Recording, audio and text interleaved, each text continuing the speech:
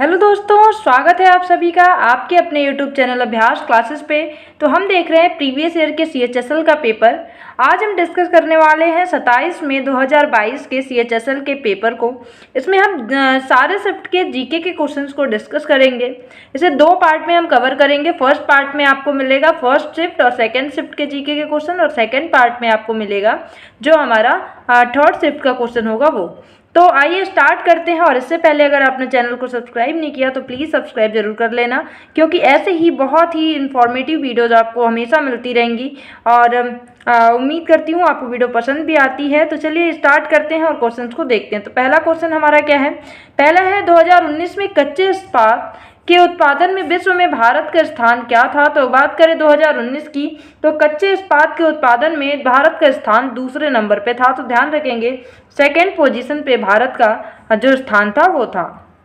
अगले क्वेश्चन को देखते हैं। निम्नलिखित में से कौन सी भारत की पहली महिला न्यायाधीश अन्ना चांडी की आत्मकथा है? तो भारत की जो पहली महिला न्यायाधीश हैं अन्ना चांडी, इनकी जो आत्मकथा है वो क्या है? आत्मकथा इनकी आत्मकथा है।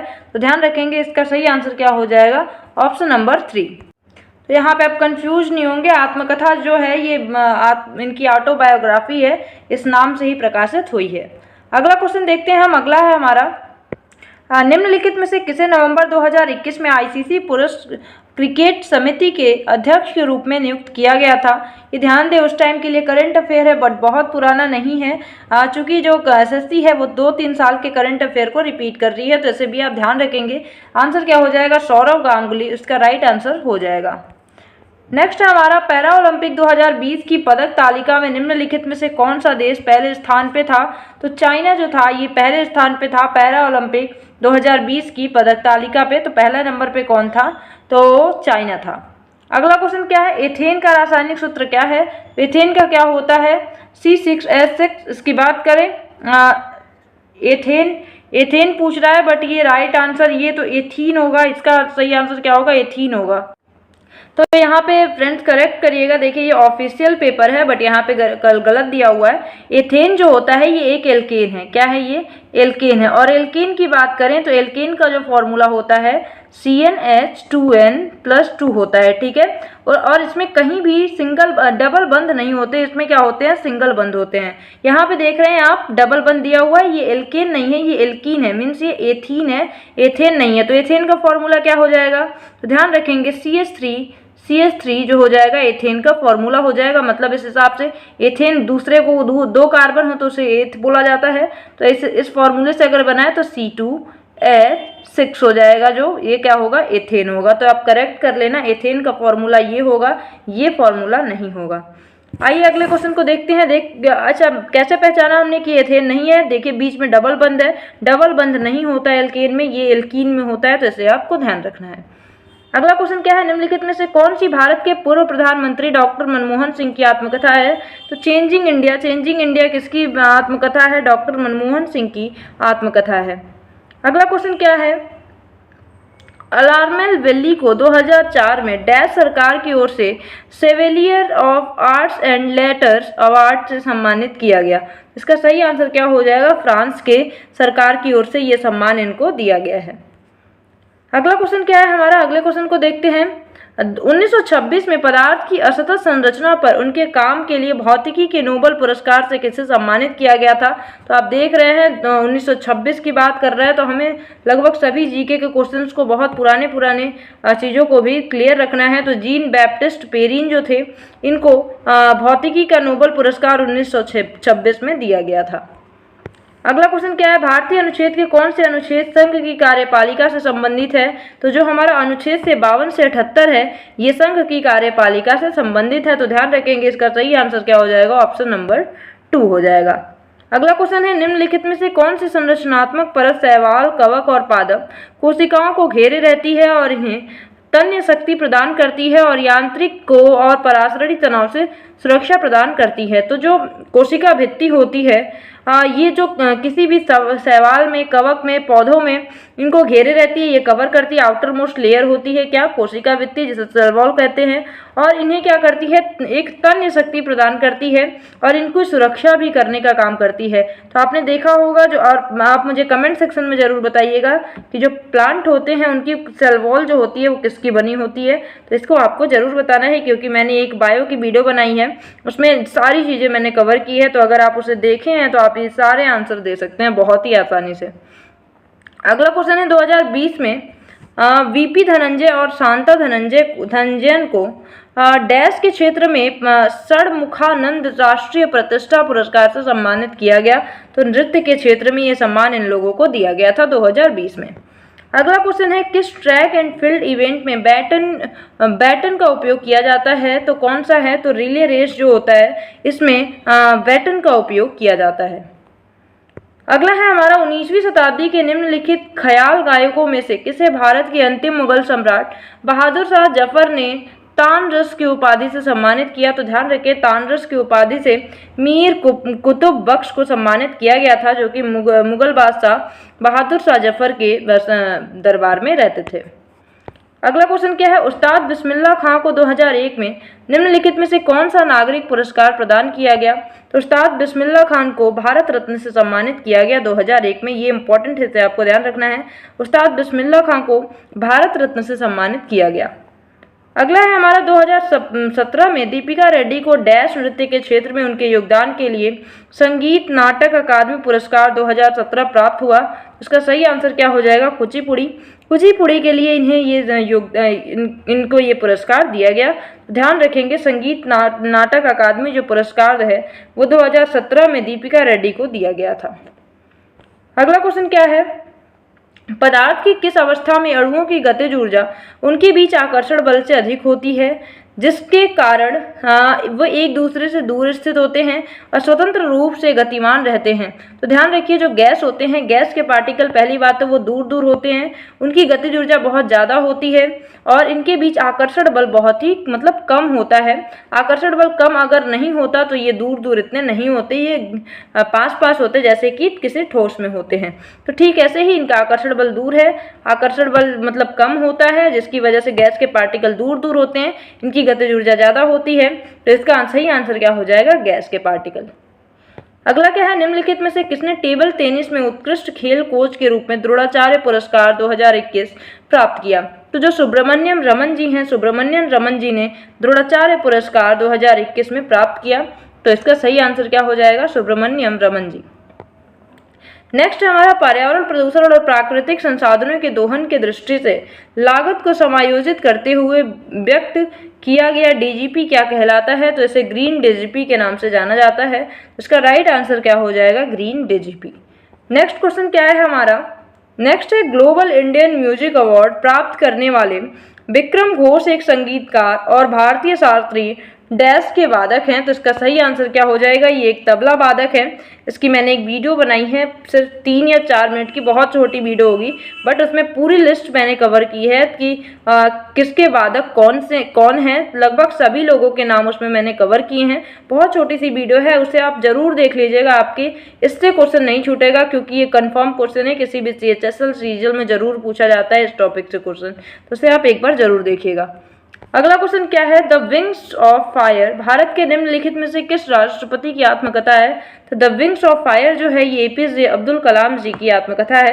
इसे आपको ध्यान रखना है, द विंग्स ऑफ फायर। ये क्वेश्चन सीरियल में भी पूछा गया था, रिपीट हुआ है, तो इंपॉर्टेंट है, याद रखिएगा। द विंग्स ऑफ फायर किसका है, APJ अब्दुल कलाम की आत्मकथा है। नेक्स्ट हमारा क्या है, भारत की अंतिम जीवित सदर नृत्यांगना तमिलनाडु की मुथुकम्मल को 2022 में निम्नलिखित में से किस सर्वोच्च भारतीय नागरिक पुरस्कार से सम्मानित किया गया। तो इन्हें पद्मश्री से सम्मानित किया गया 2022 में। नेक्स्ट क्या है हमारा, संड्यू कुल का एक 12 मांसाहारी पादप कौन सा है जो शिकार को आकर्षित करता है और आमतौर पर कीड़ों को फंसाता है और फिर उन्हें पाचक एंजाइमों की मदद से विघटित कर देता है। तो इसका सही आंसर क्या हो जाएगा, वीनस फ्लाइट रैट जो है, वीनस फ्लाइट रैट जो है एक प्लांट है जो कि क्या करता है, इसके अंदर नाइट्रोजन की कमी होता है, ये नाइट्रोजन स्थिरीकरण नहीं कर पाता है। तो इसके लिए ये डायरेक्ट जो कीड़े मकोड़े होते हैं उनको अपने अंदर पकड़ लेता है और उन्हें गला लेता है। किसके लिए? तो अपने नाइट्रोजन की पूर्ति के लिए। अगला क्वेश्चन क्या है, 1820 में खोजी गई कौन सी आधार इकाई प्रति सेकेंड 1 कूलाम विद्युत धारा को प्रदर्शित करता है? तो जो एम्पियर है ये 1 कूलाम विद्युत धारा को प्रदर्शित करता है, तो ध्यान रखेंगे। और एम्पियर क्या है? धारा का मापक भी है, इकाई भी है। नेक्स्ट है हमारा, फरवरी 2021 में देवीलाल बनाम किस मामले में सर्वोच्च न्यायालय ने कहा था कि 18 वर्ष से कम और 16 वर्ष से ऊपर के किशोर अपराधियों के मामले को न्यायिक किशोर न्याय बोर्ड के समक्ष भेजा जाएगा? इसका सही आंसर क्या है? मध्य प्रदेश राज्य। तो ये जो मामला आया ये देवीलाल बनाम मध्य प्रदेश राज्य मामले से संबंधित है, जिसमें सर्वोच्च न्यायालय ने ये बातें कही थी। नेक्स्ट क्या है, कथक नृत्य के प्रतिनिधि बिरजू महाराज निम्नलिखित में से कौन से घराने से थे? तो ये तो क्वेश्चन कितनी बार रिपीट हुआ है, इसकी तो कोई बात ही नहीं है, तो इसे आप तो बहुत अच्छे से आपको शायद याद भी हो गया होगा। तो बिरजू महाराज किससे संबंधित है? तो लखनऊ घराने से संबंधित हैं।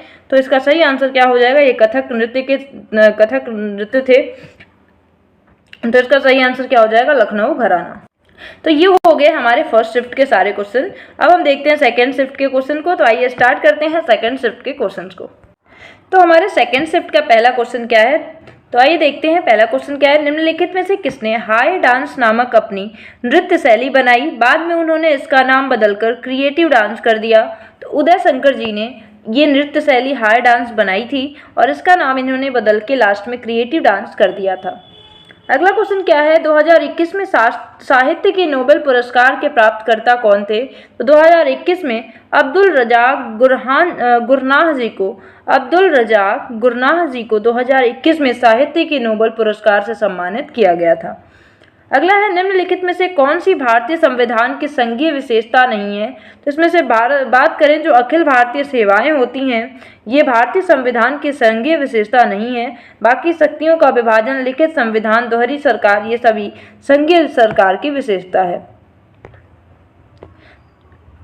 तो ध्यान रखेंगे ये क्या है, ये संघीय पूछा है कि संघीय विशेषता कौन सी नहीं है। तो अखिल भारतीय सेवाएं जो है ये संघीय विशेषता नहीं दर्शाती हैं। बाकी सभी चीज़ें जो दी गई हैं ऑप्शन में, ये सभी संघीय विशेषता को दर्शाती हैं। अगला है, भारत में स्थापित पहला क्षेत्रीय ग्रामीण बैंक कौन सा था?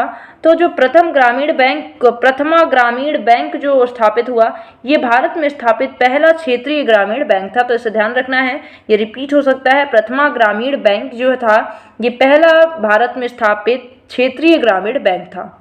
अगला क्वेश्चन क्या है, मेरी कहानी एन ऑटोबायोग्राफी की आत्मकथा किसकी है?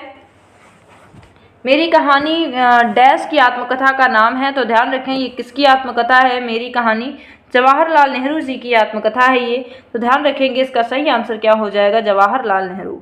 नेक्स्ट है, किस भारतीय खिलाड़ी को प्रतिष्ठित Laureus world breakthrough of the year award 2022 के लिए नामांकित किया गया था या किया गया है? तो इसका सही आंसर क्या हो जाएगा? नीरज चोपड़ा इसका राइट आंसर हो जाएगा। ध्यान रखें 2022 का करंट अफेयर है ये, बट आप देख रहे हैं जैसे कि हमने बहुत सारे पेपर को डिस्कस कर लिया है, सीजीएल का भी, सीएचएसएल का भी। तो हमने देखा है कि जो करंट अफेयर है 3-4 साल पुराना रिपीट हो रहा है, बहुत बार पूछा जा रहा है। तो इसे हमें ध्यान रखना है कि हमें एटलीस्ट 2-3 साल का करंट अफेयर प्रिपेयर रखना है, तभी हमारे क्वेश्चंस में बहुत अच्छे से हम चीज़ों को सॉल्व कर पाएंगे। आइए अगले क्वेश्चन को देखते हैं। अगला क्वेश्चन है, जंतुओं के किस समूह के शरीर की दीवार वर्तुलाकार और अनुदैर्ध्य मांसपेशी तंतुओं दोनों से बनी होती है, जो एक नम कोशिकीय क्यूटिकल से घिरी होती है, जो एक एपिडर्मल एपिथीलियम द्वारा स्रावित होती है? तो इसका सही आंसर क्या हो जाएगा? ये एनिलिडा के कैरेक्टर होते हैं, जो फाइलम एनिलिड होते हैं, फाइलम एनिलिडा होते हैं, इनके कैरेक्टर्स ये होते हैं। आप मुझे कमेंट सेक्शन में जरूर बताइएगा आर्थ्रोपोडा, क्योंकि अगर आपने बायो को थोड़ा भी पढ़ा हुआ है तो आर्थ्रोपोडा से क्वेश्चन बहुत ज़्यादा पूछा जाता है। आर्थ्रोपोडा में किस प्रकार के जीव आते हैं? अगला क्वेश्चन क्या है, किस प्रकार का कार्बोहाइड्रेट जठरांत्र पथ जीआईटी ट्रैक्ट द्वारा तोड़ा नहीं जा सकता?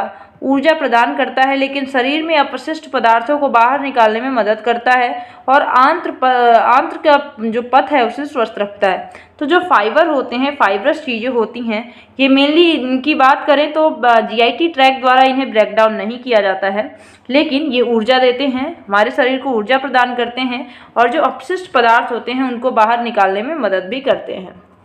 अगला क्वेश्चन क्या है, भारत के एक प्रसिद्ध संगीतकार एस बालचंदर को निम्नलिखित में से कौन सा वाद्य यंत्र बजाने के लिए जाना जाता है?